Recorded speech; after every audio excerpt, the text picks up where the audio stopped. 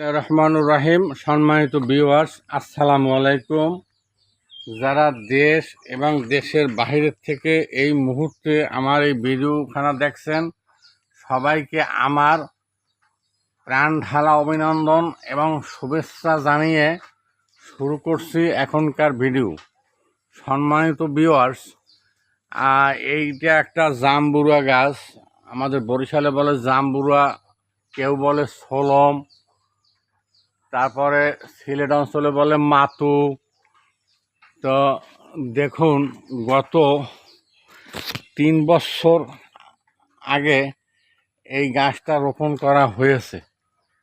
হ্যাঁ, কি সুন্দর জাম্বুরা ফল হয়েছে, আরও অনেক হয়েছিল, সেগুলো খেয়েছে। এখনও মোটামুটি 10-12টা জাম্বুরা